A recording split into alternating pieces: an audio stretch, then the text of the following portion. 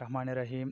السلام علیکم ورحمت الله وبرکاتہ. زمیر الله او دی وخت کې منګه راغلی د خپل استاد محترم چې موږ ته ډېر څه زده کړي د پښتو د ادب دپاره ډېرې ستړي کوي او ډېرې خدمات سر ته رسولي دي.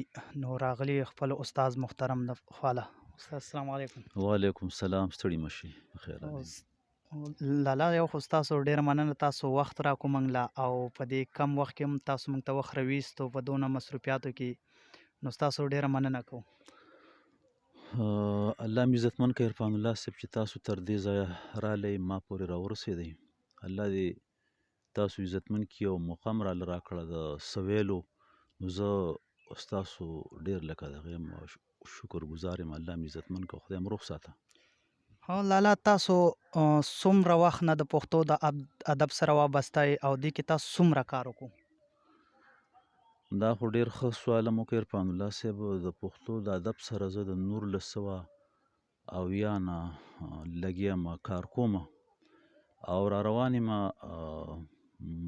غزل هم لیکم، ربعي، مختلف اصناف چې هر څومره دي په هغې باندې زه کار کوم او د هغه ورځو نه را روان یم. لا تر اوسه اړم یم او ما تر اوسه پورې څه 12,000 غزلیات او هغې کې هر څه دي ټول اصناف دي ما لیکلي دي او اړم یم څه 2-2.5 سوه مې افسانې دي، څه ډرامې دي، څه مقالجات دي او اوس هم اړم یم د خپل تنظیم دپاره د رامداد د پښتو تنظیم چې کوم دی نو زمونږ تنظیم دی او هغې کې زما سره 50-60 هلکان دي، شاعران دي، د هغوی هم هغه اصلاحګانې سر ته رسوم او کار زمونږ روان دی، د ادب لګیا یم.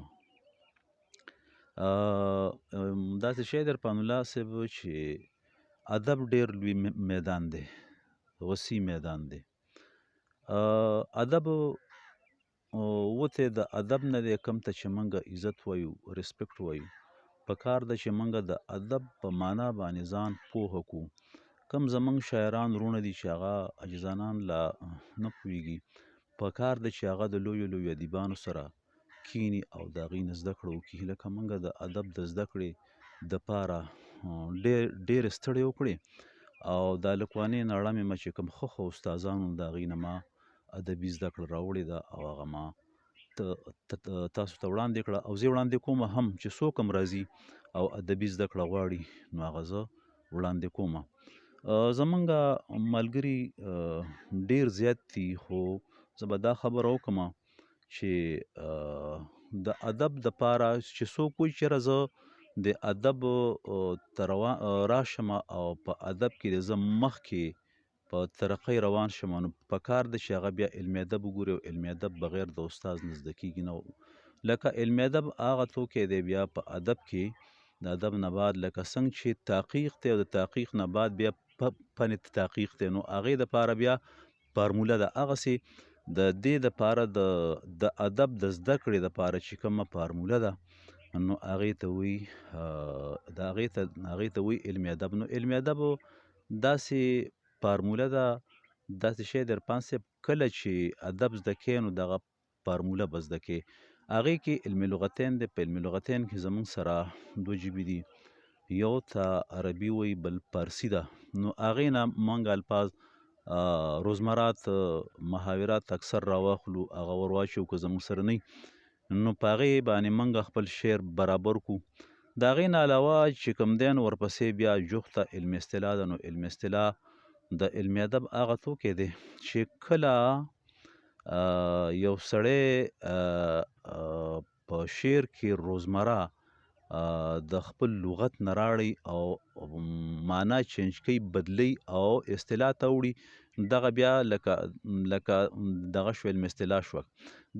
د علمي اصطلاح معنا دا ده چې ماړه یا ماړه نو ماړه هغې ته وایي کله چې څوک ډوډۍ خوري نو ماړه شي او ماړه بیا په اصطلاح کې هغې ته وایي چې څوک مالدار وي دغې ته وایي علمي اصطلاح. بیا راځو ورپسې دی علمي بیان. نو علمي بیان هغه توکی دی چې په کوم باندې شعر ته چې وګوري چې دا په کوم چوکټ کې جوړیږي یا جوړ دی یا ځان دغه چوکټ ته رسوي نو هغې ته علمي بیان وایي. نو د علمي بیان بیا 2 توکي دي، یو ته وی علم بدی او بلکې چې کوم دی نو راغلي دي استعاره، کنایه او تشبیه، مجاز مرسل، دغه ځان لیسي دي بیا، او دی بیا ځان لیسه. نو په دې کې هغه ده چې شعر بیا ښکلی کېږي. د هغې نه بعد بیا علم عروض دی. نو دغه چې کوم دی علم عروض عرفان صاحب، دا هغه څیز دی کله چې یو شعر په وزن تلی نو دغې ته علمي عروض وایي. نو دغه چې دی علمي عروض دا موږ ته د عربۍ نه راغلی دی او دا موږ اوس مستعمل کو، دا زموږ سره په استعمال راغی. نو علمي عروض هغه توکی دی بیا په دې کې، په دې علمي ادب کې چې په دې موږ شعر وتللی شو. دا هغه اوزان دي او هغه فکر دی د شعر چې په هغې موږ روان یو. نو کتونکو دې وخت کې به موږ د خپل استاد محترم نه یو غوښتنه کوو، او غوښتنه به ترې کوو چې موږ ته یو غزل ووایي. نو راځئ چې واورو ترې. لالا غزل کلام را سره دی، دا مې بل ورځ ولیکو او دا ستاسو وړاندې پیش کوم او امید لرم چې تاسو به واورئ. تورو زلفو کی سور گل کې دا گل فام، تورو زلفو کی سور گل کې دا گل فام، را لراوړه دا رنگین غوندې ماښام، را لراوړه دا رنگین غوندې ماښام، راشه راشه د ځوانۍ ګل دې سمسور کړه، په سپین مخ د تورو زلفو جال را خور کا، د ډېر خیاله سور پیزوان په شونډو سور کړه، په ما بلې کړه لمبې د انتقام، او په ما بلې کړه لمبې د انتقام، را لراوړه دا رنگین غوندې ماښام، تورو زلفو کې سور ګل کې دا ګل فام، را لراوړه دا رنگین غوندې ماښام، په تیاره کې بل د مینې مشال راوړه، سور سالو کې پلوشې د جمال راوړه، لیونی لپټ خواږه د وصال راوړه، په ما نوش کړه د کوثر د اوبو جام، او په ما نوش کړه د کوثر د اوبو جام، را لراوړه دا رنگین غوندې ماښام، تورو زلفو کې سور ګل کې دا ګل فام، را لراوړه دا رنگین غوندې ماښام، د زړګي سیپۍ دې جوړه کړه رنګینه، په خوږو یې کړه د قندونه شیرینه، پکې ځای کړه بیا د سلو حورو مینه، را پیرزو کړه د جنت مزې انعام، را پیرزو کړه د جنت مزې انعام، را لراوړه دا رنگین غوندې ماښام، تورو زلفو کې سور ګل کې دا ګل فام، را لراوړه دا رنگین غوندې ماښام، په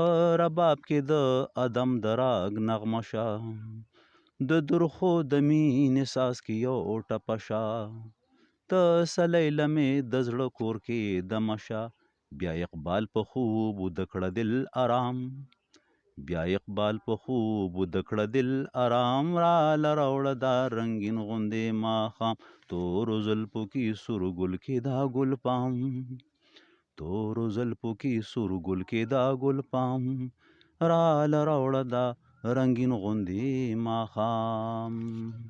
ډېر ښکلی لا ډېر زړه پورې کلام تاسو واورېدو زموږ د استاد محترم اقبال لالا نه. امید کوم چې په راتلونکي وخت کې به هم دا د پښتو د ادب دپاره دغه شانتې ښکلي ښکلي لیکل کوي، هم دغه شانتې ښکلي نظمونه، کلامونه او د پښتو ادب دپاره به ډېرې ستړې او مخکې هم کوي. نو اوس په د لالا نه داسې څو پیغام د کتونکو دپاره چې هغه د پښتو د ادب نه خبر شي او پښتو ادب وپېژني چې پښتو ادب څنګه دی او څه ته وایي.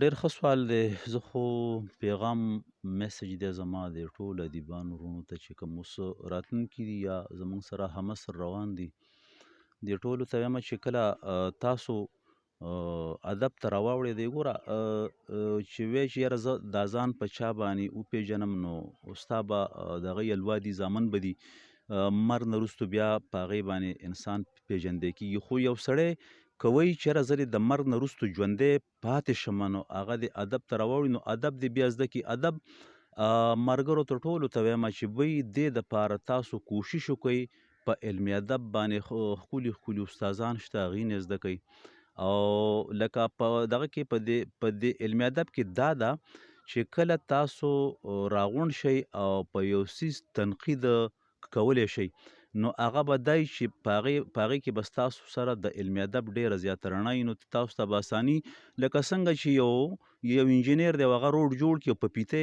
ناب کړي نو په کوم ځای کې چې ورانه وي نو هغه ترې وباسي نو هغسې د علمي ادب د ادب دپاره پیته ده نو ستاسو تنقید به ټیکي نو ټولو ملګرو ته ادیبانو ته مې میسج دی چې هغې دې په علمي ادب کوشش وکړي او هغه دې زده کړي جی دا تاسو واورېدل زموږ د استاد محترم نه د پښتو ادب باره کې خبرې انشاءالله را روان پروګرام کې به بیا هم دوی سره ملاویږو که د کتونکو څه غوښتنې د پښتو ادب باره کې نو تاسو موږ سره په شیر کولی شئ په کامنټ باکس کې نو موږ به ترې هماغه شانتې پوښتنې کوو او تاسو له به د پښتو د ادب په باره کې څه معلومات د دغه شانتې ادیبانو نه